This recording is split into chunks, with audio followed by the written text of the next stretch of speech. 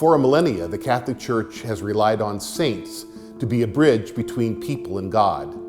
The idea is that God is so almighty and remote and beyond our comprehension that we can call upon really holy people, saints, to sort of put in a good word for us. The other reason to venerate saints is that God is a generalist, but saints are specialists, which is always a good thing, right? Yes, saints have special groups of people who they are patron to, or even certain diseases that they specialize in treating. For example, Saint Vincent is the patron saint of winemakers. Saint Cajetan, the patron saint of gamblers. Saint Bona of Pisa, the patron saint of flight attendants, not pilots. They have their own saint.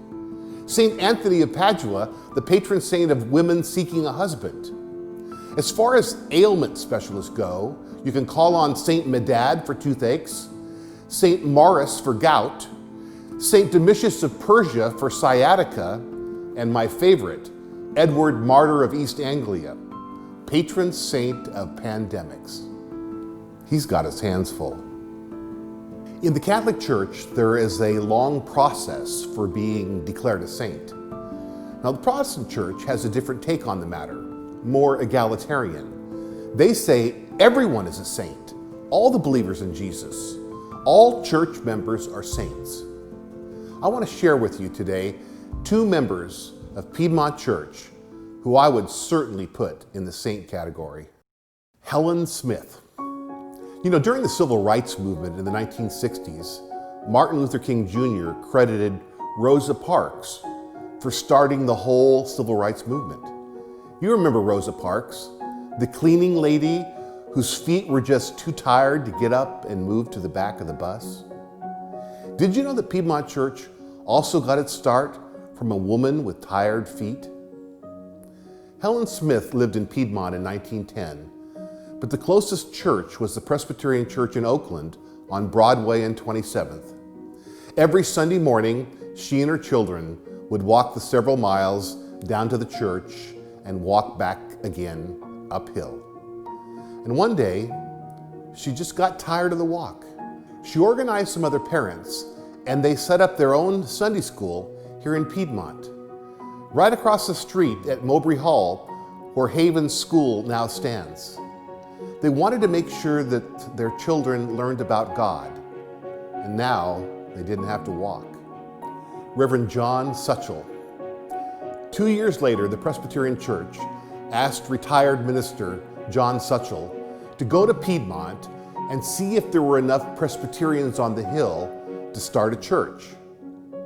Stuchell came to the conclusion that there were not enough Presbyterians to start a church, but there were enough Christians.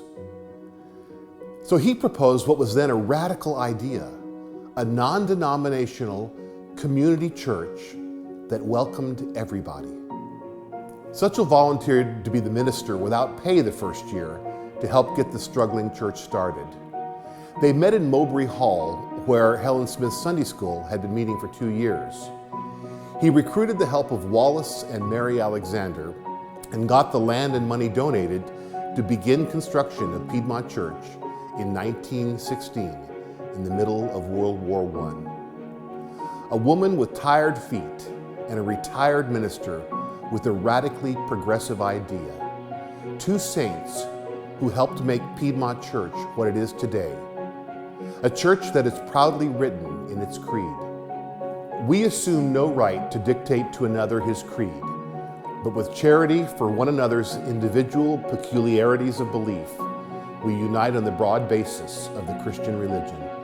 We cordially invite all who sympathize with our aim, of whatever sect or of none, and who are willing to cooperate with us in the spirit of Jesus for the help of one another and for the salvation of mankind, to join with us in our work and worship. 110 years later, that invitation still stands.